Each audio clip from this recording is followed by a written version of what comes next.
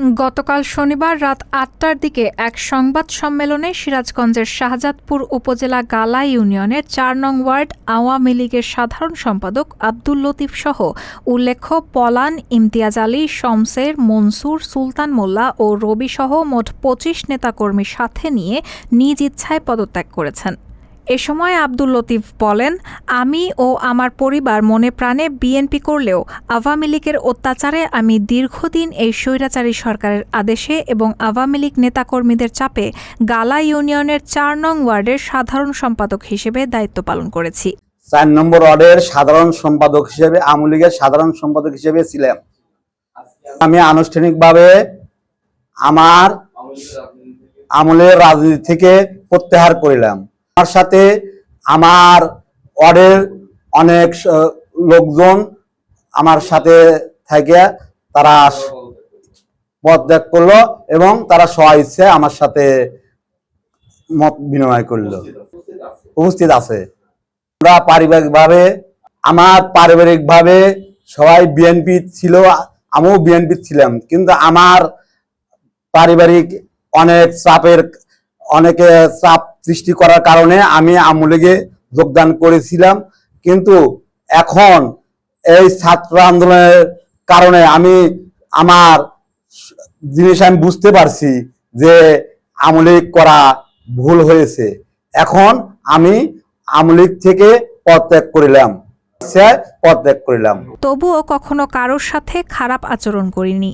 আমি তাদেরকে নিয়ে শান্তিতে বসবাস করেছি। কিন্তু যখন নতুন করে আবার এই দেশ স্বাধীন হলো, সকলেই স্বাধীনতা পেল, তাই আমিও সিদ্ধান্ত নিয়ে আমি ও আমার নেতাকর্মীদের সাথে নিয়ে পদত্যাগ করলাম। এ সময় বর্তমান গালা ইউনিয়নের বিএনপির আহ্বায়ক কমিটি সদস্য এবং রানিং দপ্তর সম্পাদক আব্দুল হান্নান বলেন, আমার ওপরে নির্যাতনের কারণে আমার ভাই সে অনেক কষ্ট পেয়েছে। এমনকি আমার বাড়িতে কয়েকবার হামলা করেছে এবং আমাকে অনেকবার পুলিশ দিয়ে হুমকি ধামকি দিয়েছে। তাই আমার ভাই ভেবেছিল যতদিন আমার ভাই থাকবে তার ওপরে এভাবেই নির্যাতন হবে, তাই সে আওয়ামী লীগে যোগ দেন। রহমান রহিম। শহীদ জিয়া মুখে খালেদা জিয়া, ২ নয়নে তারেক জিয়া, অন্তরে শহীদ জিয়াকে স্মরণ করে আমার পরিচয় আমি পাশ করছি। মোহাম্মদ আব্দুল হান্নান, পিতা আলহাজ আহমদ আলী, গ্রাম বেরাতকোড়া, থানা শাহজাদপুর, জেলা সিরাজগঞ্জ। আমি গালা ইউনিয়ন বিএনপির আহ্বায়ক কমিটির সদস্য এবং ইউনিয়ন বিএনপির দপ্তর সম্পাদক। বিগত সরকারের আমলে আমার যে নির্যাতন করেছেন, আমাকে শাহজাদপুর ২০২২ সালে আগস্ট মাসে আমাকে অপহরণ করে নিয়ে যাওয়ার পর রাজশাহী বেলপুকুর থানা পুলিশ আমাকে উদ্ধার করে এবং হাত পাও বেঁধে আমাকে ওখানে ফেলা রেখে যায়। এটা অবশ্যই আমার ইউনিয়নবাসীর কিছু লোক সহায়তায় না করলে এই কাজ করার সুযোগ তারা কখনো পাইতো না। কিন্তু এটা অবশ্যই আমি এর বিরুদ্ধে আইনে পদক্ষেপ নেব। আমাদের ইউনিয়ন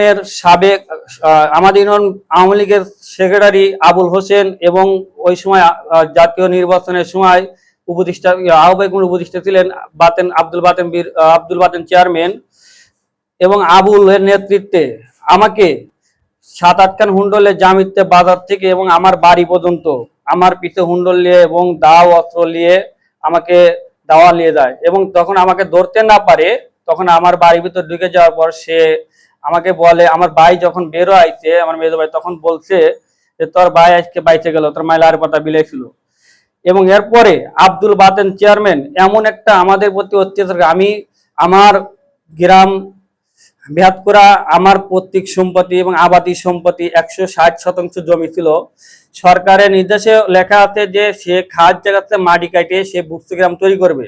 সে আমার আবাদী জায়গাতে জোর জুলুম করিয়ে এবং সন্ত্রাস বাহিনী বাতেন চেয়ারম্যানের নেতৃত্বে এবং ওই সময় আমাদের ৪ নম্বর ওয়ার্ডের মেম্বার ছিলেন আব্দুল খালেক, তার নেতৃত্বে আমাদেরকে ওই আবাদী জমি খাল করে ওই জায়গায় মাটি ফালায় বুস্তিগ্রাম তৈরি করে। আমি এদের জন্য আইনে ব্যবস্থা নেব ইনশাল্লাহ। আমি এই আইনে আশ্রয় নেব ইনশাল্লাহ। আমি এই বলে শেষ করছি। শহীদ জিয়া অমর হোক, খালেদা জিয়া জিন্দাবাদ, তারুণ্য অহংকার, তারেক রহমান জিন্দাবাদ।